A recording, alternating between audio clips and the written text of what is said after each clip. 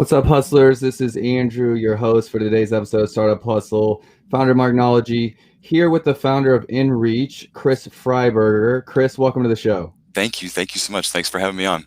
You're welcome. Glad to have you. We've been friends, colleagues, business partners in a way, in a few arrangements for quite a while. I'm excited to get a little bit into your backstory. Before we do, let's give a shout out to our sponsor for today's show, Fullscale.io, helping you build software teams quickly and affordably. Chris, let's start with kind of how you got into this business. We've met because of Amazon. And helping brands, my agency Marknology and yours, helping matchmake a little bit, finding the right agency for the right brands. But let's go back before then. I know you have a lot of agency experience and things like that. Go back as far as you want. Let's start at the beginning and get to know Chris a little bit. Well, sure. I'm not going to go too far back, but and again, thanks for having me on. I really appreciate the opportunity. I like to talk about this stuff. I actually enjoy this space and love to talk about and educate as well. And I think it applies to everybody. So bear with me if I go off on too much of a tangent. But my background is really 25 years in the ad agency business, and really from a digital standpoint. So pretty much everything e-commerce. I don't want to get too nerdy, but a lot of SEO and PPC and Google AdWords. My interesting fact, my first day at work, I had Mozilla installed, but that week actually Netscape 1.0 had come out, and that was installed on my computer. So I left a little gray in my beard for you to prove that I am a .com survivor and the like. So I have a few tree rings, if you will. So no, I love it. And I've obviously leaned on you, not just as a colleague, but to get agency experience. And my background doesn't come from an agency, but I've built one.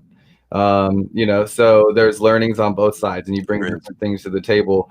So you've been in it a while. In the early days, even 20 years.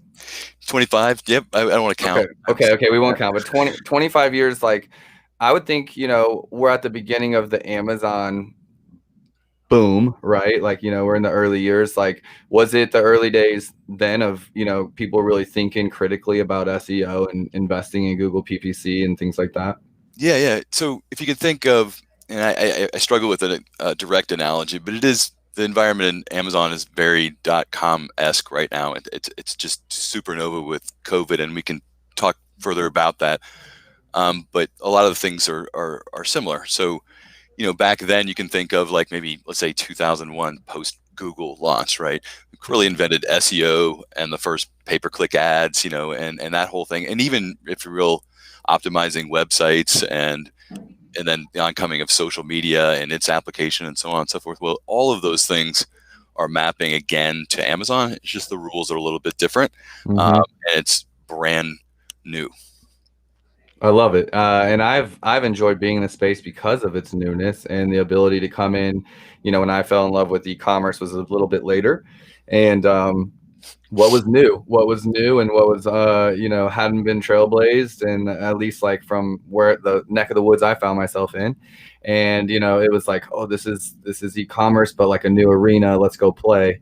Okay, so you're in the agency world. Let's get a little bit deeper. Sure. You're just working at an agency at that time? Yeah, but so unfortunately, if you're a survivor of that industry, you will understand that it's a young man's game. I really worked on just about every kind of brand, with every size of agency. It's bouncing in that career is frequent, and so I've had a fortunate to be exposed to, again, just about every industry, every vertical. I'm here in Cincinnati, not far from KC, but here in everything is Procter and Gamble, and worked with them in the past as well. And so what I saw is about 2.5 years ago was that those agencies were doing all of the things that those brands needed, but they weren't addressing Amazon. Amazon it was a threat. It wasn't. We're going to plan for it a little bit later on. We don't really understand it, and certainly we can't do the stuff on there that Marknology does. And stuff's hard.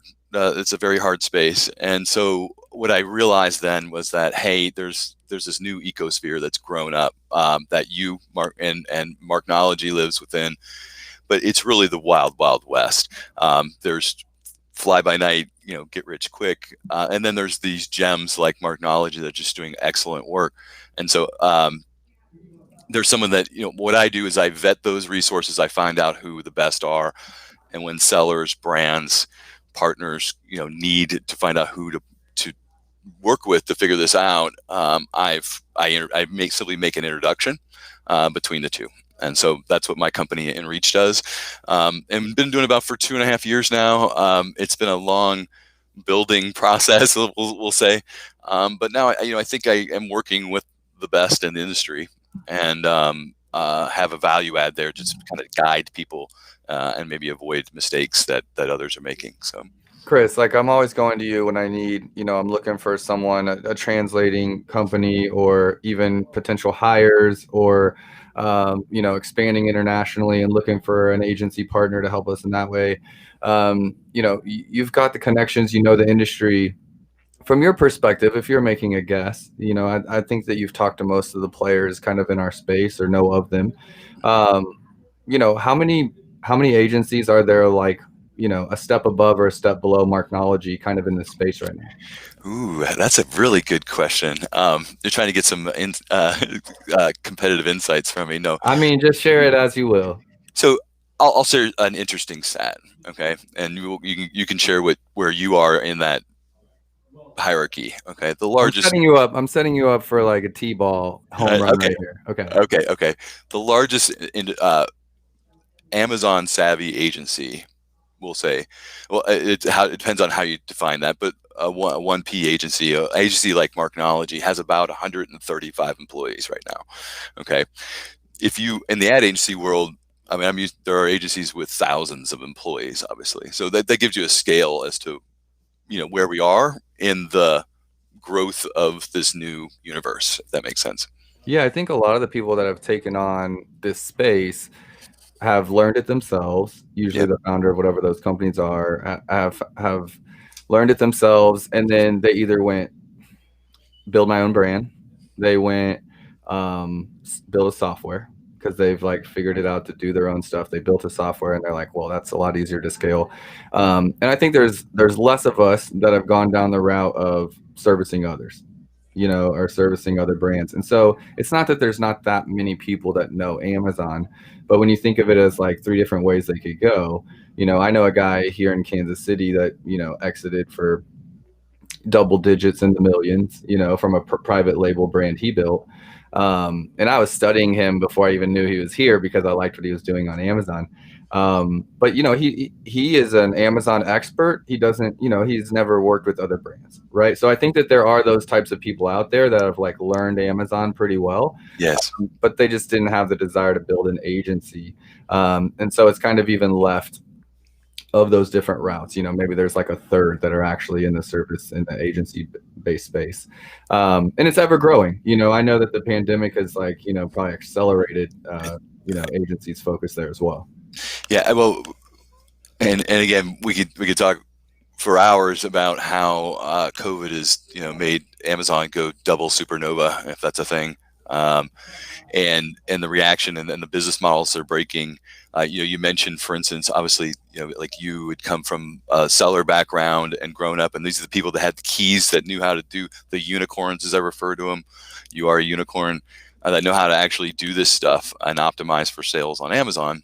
But the point is that that explosion is also affecting, say, the legal profession, or how, or hiring in this space. There are actually, HR companies that are devoted to just hiring in this space. Programming, there's a unique API. It's actually very, very difficult with no support from Amazon. And I apologize. I think I have a siren going by, if you can hear it. But No. that said, name it, and every aspect of business, and never mind the back end of things, like the logistics of getting product all over the world, which is really what they're disturbing what Jeff Bezos is after is he's really the next railroad tycoon. And so, but that said, that he's breaking models all over. And so that's what nReach does is there's so many shelves with so many things that, resources that people need. And I think I've got, some of those things filled in for people. But it's very difficult, but a huge opportunity for, I would contend, almost any business out there. I mean, you have to either react to Amazon, you have to solve for Amazon, or you have to protect yourself from Amazon. In some respect, I think in just about every aspect of commerce going forward. Was talking to a manufacturer today, actually, or a representative of a manufacturer today, and they have a sales team, they have a retail team, and asked the retail team what they're doing about Amazon, and they said that they haven't thought about it. They haven't thought about it. Their competitors there already, and they hadn't thought about it. And their product is probably on Amazon. They just don't know it. There's a couple, so I'll just let that sit there. They haven't thought about it. Yeah.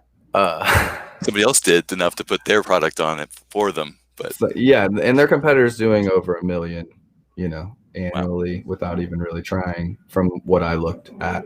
But it's just crazy to me that, in this space that we're living in, this time, I guess, not this space, this time that we're living in, for brands at a high level to not be at least thinking about mitigating, Amazon. Whether they're going to be there, whether they're going to dominate it, whether they're going to protect their brand, it has to have crossed their mind. Right. I mean, we said, you and I sound like we far drank the Kool-Aid, at this point. And so right. I don't want to lose, everyone and say, Amazon. But it really is that I encourage people, and I at the footer now of everything I send out and communicate with people, I have a short list of like a reading list just to set a context on Amazon. There's a wonderful PBS Frontline that's a 2-hour documentary. It came out about 7 months ago, and you just quick Google, you can find it, or you can put it in the show notes. But it's just a wonderful overview, and it really, about halfway into that, I think everyone, it's like, oh, okay, his mission's actually to get humanity off the earth. Yeah. So we'll start there. That's what makes the guy tick. And so knowing that he's going to cover the earth and then beyond. So, well, I love it. I love and hate Amazon. I'll say that publicly. Like, it's a love-hate kind of relationship. It's the stress in my day, but it's also like, changed my life as far as an entrepreneur and, what I've been able to do for my family and my team because of Amazon and for all the brands we work with. We've worked with over 300. We've taken some of them internationally. We're dominating. I have one of my accounts dominating in Japan right now, which, a couple of years ago, that would have never crossed my mind as like something I would be doing, launching a brand in Japan. We work together. We know that the next challenge for us, right, is to take a brand that succeeds on the .com, if you will, the U.S. or the North American marketplace, and then reflect it out, into the 14 other, or is it 15, or anyway, number of other marketplaces on Amazon, and then the other marketplaces too, really overnight for the first time ever. So if you want like mind blowing, that's one of those. It's like, wow, like you can sell now this product as easily across the street as you can in the Philippines. Right.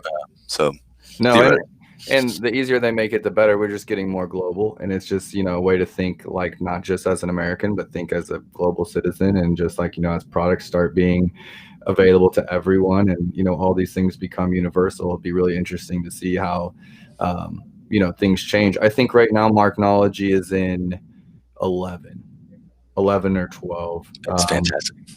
Of the 15. And we need to talk about that, by the way. But yes, yeah. Honestly, it's amazing. If you start to think about how it's transforming e-commerce and how it's going to just trickle down. I mean, obviously now he's taking on pharma. He's soon you're going to buy a car. On there, actually, the car companies. I just spoke with one last week, and they're looking for planning for the coming. Because eventually you're going to be able to buy their cars on Amazon. Well, Carvana, so you'll get these ones that come out like Carvana or Warby Parker, which is like, a company that bypassed the needing to go in and get an eye doctor for your, glasses and stuff, and made it quite a bit cheaper to the consumers. I think these ideas come out like Carvana, and it's just a matter of time. Okay, they've paved the way. Okay, so how do we just like get this onto the marketplace? It's just like a shelf. I know Ford. Something interesting. This will just be if there's any Amazon geeks like tuning in that care about the details of this stuff. Like, I was talking to Ford Motor Company about like their Amazon presence and things like that, and they are one of the only companies I've found, and I was proven wrong in this conversation, that on their Amazon listings link out to Ford.com. So I've never seen like outbound linking at all, and so I was pretty adamant about that. And then we started doing a little screen share and looking around, and their trucks link out to Ford.com. So I think there's some partnerships happening there, that you're talking about in terms of like cars. That's a deep take, man. Yeah. When you feel like this stuff like an expert, and then you get proven wrong. Right. It's just like it changes it all changes yesterday. Something as simple as an outbound link, but knowing that that's forbidden, as far as like the Amazon Bible goes, you're like, no, there's no outbound links. Don't link to your website. Don't do any of that kind of stuff. So, yeah, I think there's going to be some fun stuff. I think real estate's right behind it. Like Zillow has been monetizing, their stuff. They're like a Carvana in that way, right? Yeah. So we'll start selling houses and rentals, and then Amazon probably will as well.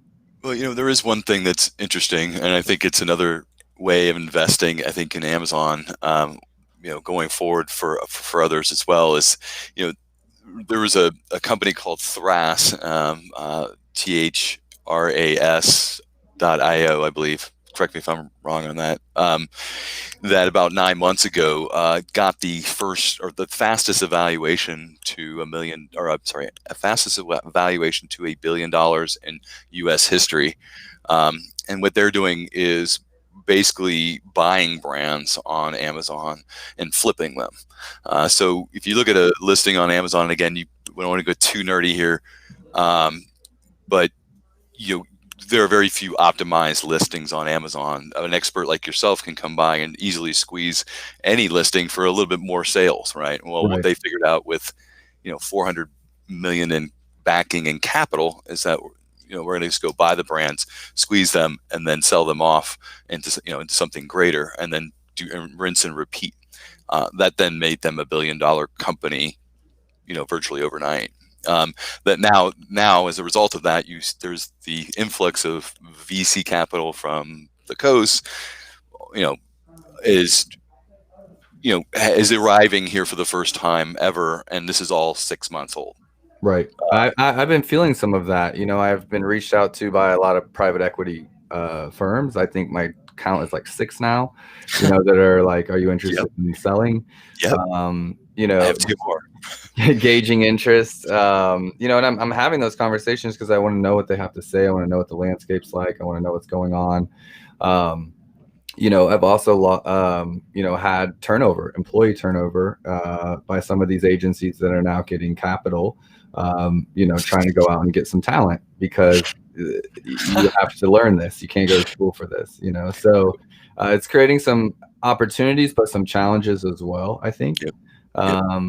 So it's going to be really interesting to see how it plays out. But I do feel like, what we do is extremely valuable, and VC money, the coast bringing money to Amazon marketing or Amazon, advertising, whatever you want to put us in a bucket for, is overall driving up, the quality. I think softwares will start improving. I think, we're going to get more tools. We're going to get, it seems like every year there's something was missing, and now we've got it as far as the tool. And I'm excited, I think, in the long run, what it's going to do for our space. Yeah, well, it's interesting. And if I may, again, not everybody knows or cares about Amazon, but, right now, I think I forget the stat, is that they've almost got 100,000 jobs open. That's not including the warehouse stuff, obviously, and that has its role, and we can argue about salaries and things like that. But we're talking about, I think the average salary is about $150,000 around the world. There's 100,000 of those open at Amazon as we speak, not just in Seattle, but around everywhere. Now, that said, I would encourage you, if you are unemployed right now, or if you're, are post-COVID, you found yourself. I will speak, for instance, both my neighbors are pilots, and after hitting every bump on the way down, I realize they have to reinvent themselves. And I would never encourage, don't take this advice, but there are many places to play in this area, and it's the opposite of what else is happening, like in the retail environment. I mean, all of that is come to Amazon, and it's the only game in town. I hesitate to go too far because I sound like I'm building into something it's not, but it's really hard to understand that he's going to own e-commerce. Right. And no, Chris, that's why I brought you on the show, really, is your expertise around this space. And, you're spending all day, every day in it. And people can hear it from me coming from Marknology, but I think it's good to hear from, other experts in this space that have a passion for it, that really, kind of see it like I do. And I'm the Amazon show on Tuesdays. This is when we air. So, Okay. so we want to talk Amazon. Let's get into it. Let's talk about the passion. Okay. I know there's a lot of listeners, that have thought about Amazon, whether they're entrepreneurs, they might be brand owners, they might be founders that are like, hey, is Amazon even a thing for us? I got heckled one time at some speaking event I was doing, and I say heckle lightly, but he was just kind of trying to razz me about being in the session. And, he's like, well, I don't have a brand. And, I was like, all right, let's just pretend like you have a brand. I want to educate you guys a little bit on Amazon. And he's like, well, I own an electricity company, or electrician. He's an electrician. And, as a trade. And I said, well, did you know that you can, list your business on Amazon as a trade? And he's like, then his next thing was, well, no, I didn't. But we're trying to handle bigger jobs. I'm sure like whatever we're getting to install a light fixture, a ceiling fan isn't good, And I said, well, you could put your junior guy on that, crush the job, become a loss leader for you to like do great work with those customers, and have those customers for life. It's happening automatically just by them ordering the fan and then choosing that they want an installer, So I said all that to say this, just like your neighbors, Yeah. For better or worse, Amazon is creating a lot of jobs or a lot of opportunity for people, in one way or another, right? Yeah. Whether it's working at the warehouse, whether it's a more corporate job, whether it's listing your products on there, Yep. whether it's finding service-based jobs, or growing a company like Marknology that's literally not employed by Amazon, but the jobs have been created because of Amazon. Yeah. Yes, and in all of that. And I really just, again, even if I actually have friends that are lawyers that are, because of the types of clients they had, they're actually unemployed lawyers.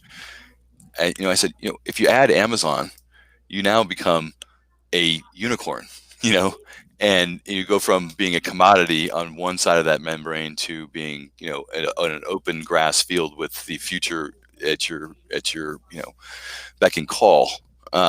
So I don't want to touch it up. We are talking about Amazon. I understand but it really is phenomenal what's going on. There's a company, if anybody wants to follow too much, I think my favorite company, the model, I think this is the first $1 billion company, I think, that comes out of the $1 trillion company, and that would be Pattern. Pattern's a little bit like Thras, but they're doing all these other things, and it's just amazing what they're doing. And it's just a different model and the like, but and with different backing. But these are some of the players that are coming out of that that ecosphere. Some of the stars that are forming, if you will. But it's early. It's very early. No, and I got super hype with the Thras IPO, because as a trailblazer, like someone in this space, like I believe in it. I'm super passionate. I'm 9 years in. I've been obsessing for 9 years. But sometimes you can feel a little bit alone on an island. That's probably why we've connected so much, is like being able to passionately talk about this stuff, because there's money involved. There's a lot of money involved, and it gets me excited. And but with Thras coming out and getting the attention of some of the bigger markets and money and things like that, just bring a little bit more excitement to the space. And for me, it validated, what I already believed to be a great idea. which was to acquire small brands or start small brands like people have known for a while. But if you're an agency, just start wrapping them under your umbrella. I'm not sure if we've connected on this, but I bought a small brand 2 weeks ago. Oh, So congratulations! thank I knew you. you already had like you already had a brand, at least a couple brands, right? Now is Right. this a new one? I have an apparel brand, Okay. Landlocked, that I founded from the beginning. Had it 6 years. This is a little Amazon brand that I Oh, bought. and So are you gonna? Are you? Can you talk about it or? yeah, it's called Lil Babbler, and it's like essentially baby's towels with the little hoods, little animal hoods, right? Nice. So yeah, you got the little characters on the hoods, and this is just a guy that was trying to get out. He has a bunch of different projects going on, and was just trying to put his focus in somewhere else.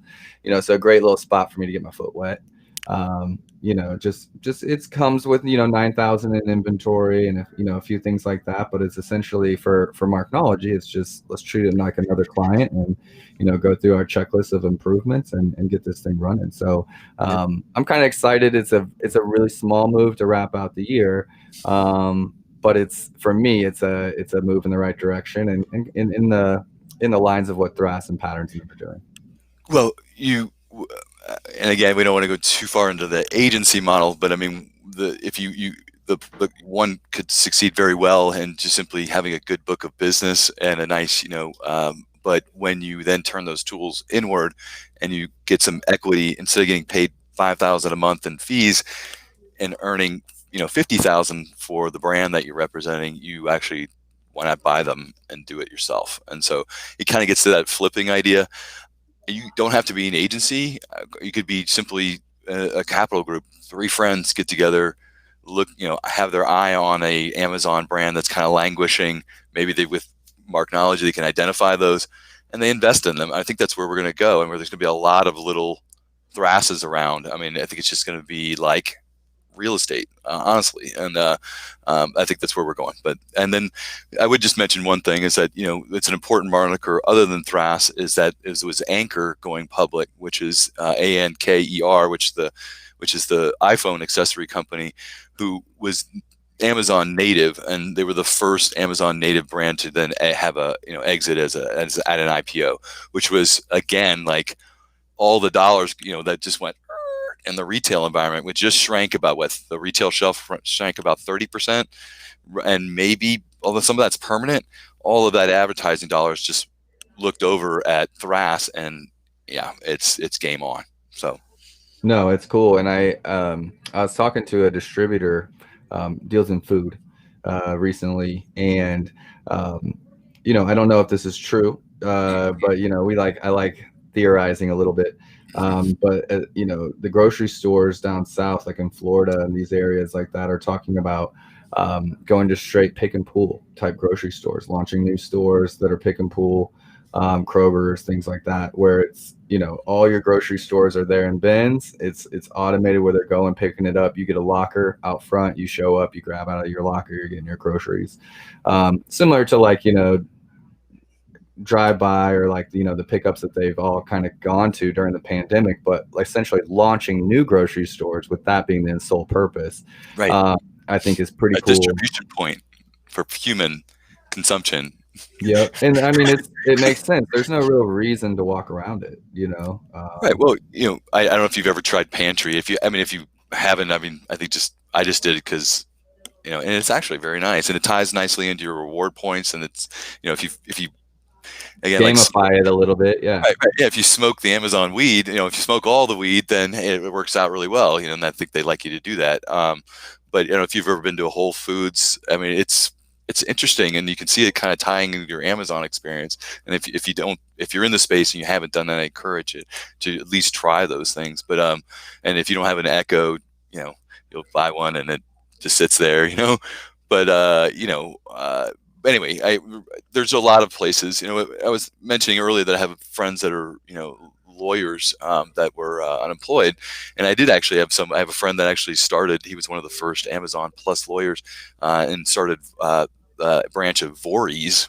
And if you know that name, if you've been on the receiving end of that name, they're killing it, but they're out there doing the brand protection and firing off, just salvos at people that are, don't are in violation of their distribution agreement or those type of things. And they wear an old stodgy, something something and something agency actually here in Ohio, and now are the number one Amazon lawyer in the world. That's crazy. I want to change topics just a little bit before we do. One more shout out to our sponsor for today's episode, Fullscale.io, help you build software teams quickly and affordably. Much like Marknology can help you build on Amazon and get your shelf space looking amazing. Fullscale.io can help you with your software development needs. Great partner. Chris, to any lawyers out there listening that are trying to get into a new space, like I would love to mentor one, or partner alongside with one that's essentially trying to learn what they need to know in the Amazon space to then, kind of go into that. They would obviously have to be wanting to go in, but would love to partner up alongside one. Help we're doing business right here. We're doing business right here, right now. So yes, I know exactly who you should talk to, coincidentally. So yes. I love it. I would love to give someone my knowledge. We've gotten hundreds of appeals and things like that unsuspended and guided hundreds of sellers through some of those channels. And there's always this point where we get to sometimes where we need that lawyer, that next level of sophistication. But a ton of experience in that space, and an awesome one for lawyers that are trying to get into something new. And either needing to pivot or just want to tired with what they're doing and want to move. Sure. So I use that as an example. I'll use one more example, and that's the hiring spot place. You may know this. I want to circle back on it with you, but I actually just found this out. It turns out that the wellspring of skills and knowledge in this space is coming from the Philippines. In fact, the Filipino government has come down and with grants to people to shift. We typically was the VA, the quote, your virtual assistant level, but they've actually shifted to Amazon skill sets. So you can get your FTEs, your full-time employees, out of the Philippines. And I know for a fact now, I just discovered this, that some of the larger agencies in this space have about half their employees out of the Philippines. Yep. And that's the only place you can find people. Fullscale.io is actually, here in Kansas City and in the Philippines. There we go. Yeah, Cebu City, it's like the Silicon Valley out there, and just full of talent. Just American companies have been, training, working with them for years and years and years, and that's just kind of created that environment that's perfect. Yeah. The number one English speaking, native English speaking, highly educated. The system but again, even the government is realizing that they should encourage a virtual workforce before all of this. And now obviously, I if I may, quick rant is that, our university system and our knowledge and Amazon, even themselves, really doesn't even have a quote unquote developer program per se or a community. I think they're woefully neglect. They could really turn a lot of people, reskill or upskill people much better than they are now. But I encourage you, if you're out there and you have that opportunity, you're looking for the new thing, just put an Amazon label on it and it'll be gold. I can't disagree. Chris, let's wrap up the show the next 15 minutes or so. Let's talk about two things. I want to talk about where you think Amazon is going into 2021, outside of the Thrases and the agencies grabbing up some brands, because there's still a whole lot of brands that won't be part of that. Oh, yeah. Right. And then I want to talk about, let's start there. Let's start with that. Looking into 2021, we're wrapping up December, we're wrapping up Q4. January's still busy on Amazon, as far as, my experience tells me that January is still very busy. What should agencies be thinking about, or what should companies be thinking about? And where do you think this space is going? Well, the first question is companies should be thinking about, most cases, getting their stuff on Amazon, getting up there, participating in the Amazon, getting data, getting sales information, getting reviews, and honing what they think. You can always shine that apple a little bit more, and revisiting that and making sure that someone, your agency or you, has the expertise at doing all of that. Because if you do that properly, then you are ahead of the game versus everyone else, and you've solved for Amazon. So, what was the second question? Okay, so just to hammer on that one a little bit, Sure.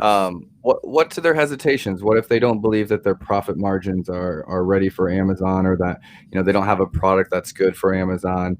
To those kind of like hesitant brands, that are scared of Amazon, what's a piece of advice you'd give them to kind of help them get over that hurdle and onto the next step? I mean, I guess I would just educate myself. I mean, I would start. I'd literally start with that frontline video. I mean, I think it just spells out the new world that's happening right now, and if you that's a fact, and so now you have to react to that as a company, and I think I would encourage to look deep in realizing that I don't know where you're selling your product, but if it's on a retail shelf, if it was on a retail shelf, it needs to be on Amazon. And if it's a B2B product that's sold, by the bulk or, as a 50 pack in a B2B environment, that distribution network is going away, and you need to be on Amazon, Amazon Business. So I don't know if I understand the No, question. This is I more wanted to Amazon, I guess. I know that's no, the answer always, right? More I Amazon. wanted to say you there because, like, I think that one of the biggest things is that these companies, these brands, manufacturers, they have systems, they have distributors, they have sales teams, they have retail teams, they have complexities, right? But I think the opportunity cost for not having someone with wisdom, whether it's me, whether it's Chris, whether it's an outside force, like whether it's bringing them in and talking to them about your business, about about the future for your business on Amazon, even if it's to just protect it and mitigate against it. The opportunity cost of not getting that knowledge is, for a lot of business, I think it will be the end of their business. If they're not looking at Amazon in some way or another, they can't ignore it. It's Right. the most important business decision you will make, even if I talk to a lot of fourth generation manufacturers. They have 4,000 products. They're a family business, never did anything in the 2000s. So they have yet to do anything in commerce because they were fine with their old distribution network. Well, guess what? And so, those are the types of situations. So even the small sellers, the large sellers, even the big brands, even Procter and Gamble's trying to figure it out, right? And if you can help them in some way or bypass them in some, the playground is level now. So theoretically, you could come up with a better product than the Gillette razor and launch it on Amazon and outdistance them in sales on that, and put yourself as an acquisition target at 4 or 5 or 10x exit on that, really within overnight theoretically. So we love Amazon for anyone listening. Sorry. And we are passionate about it, but it's like it's an authentic passion that's legitimately like it's like a doctor knowing you have a tumor and trying to tell you, like, you have a tumor, let me take it out. Right. And sorry if that's all color, but my point being, it's serious. And as a business consultant, an Amazon consultant, another person that helps brands find that, it's like you need to get the information. You need to go in for a checkup. You need to figure out what's going on. Real quick, you had mentioned, I encourage this as if you're not ready to meet an agency or make that step, go and find, or I'll help you find, 3 or 4 agencies, and go have them, pay them $5,000 a piece to go out and say, I'm looking for, evidence, what's my competitors doing? What does this category look like? What should I be doing? And give me your top 10 list of things you would do. Okay. And then when you run out of hours, just send me it. Okay. That right there is probably the best research you could probably ever do. People pay Gardner, millions of dollars for that kind of research to make an educated decision. And so now you've got, at worst, you've got maybe 3 plans that match up and some other ideas. And then you worked with those agencies, you vetted them, you know who you like, and you go off on your relationship from there with much, much better knowledge. It's stuff like that. And I encourage also everybody just to keep reading and learning about Amazon more and more. Follow shows like this, awesome blogs out there, and thought leaders in this space. And because the more you learn, the more you can speak and see the opportunity that is right here. Yeah, you guys heard it, Chris Fryburger. One last question, Chris. I think we will, on the flip side of that, okay, like, you've been in this space 2.5 years. I know you've given me some guidance, some coaching. What are some things that brands or manufacturers should look out for if they're talking to an agency and they don't talk to you that's already been vetted out? Like, let's try to give them some tips, like not from me, Sure. that some of these agencies, that are helping brands or consultants, we talked about being the Wild West. What are some of them doing wrong? And how can these brands make sure they get the right partner? Yeah. So, when choosing an agency, it's much like choosing a life partner. And it feels very much like that. So, at the very, you should like their work. You should like them because you're going to be working very close to them. And there should be a layer of trust there, obviously, in their expertise, right? It should have category knowledge that's relevant to yours, and they should obviously have demonstrated that in the space. And again, most of these agencies are young. That is, I don't want to say immature, but in the sense that do they have the processes in place? Do they have the tools in place to interact? Are they good at project management? Can you talk to their clients and ask them about, like, what's your account manager like, and those type of things, because it is very much like a marriage. I'm in the middle of all of that, trying to introduce people, and wine and dine them to marry, and those are some of the questions I would ask to make sure that and vet them. What do their peers think about them? What do their clients think about them? Do your homework. Yep. Do your homework. I think you heard it on both sides of it. It's do your homework, but it's too costly not to. And I'm excited, Chris. I think I'm going to have you on the show multiple times in 2021. There's just going to be a lot to talk about. I know we're wrapping up the year, and there's a lot of like moving parts. I think some of those things will stop moving, and it'll be exciting to talk about them. You've been leading the way as far as information with me in regards to, like, the mergers and the wrap ups and what agencies are going to roll into what agencies, and who's going to be standing when the dust clears. Oh, I think it's going to be pretty exciting.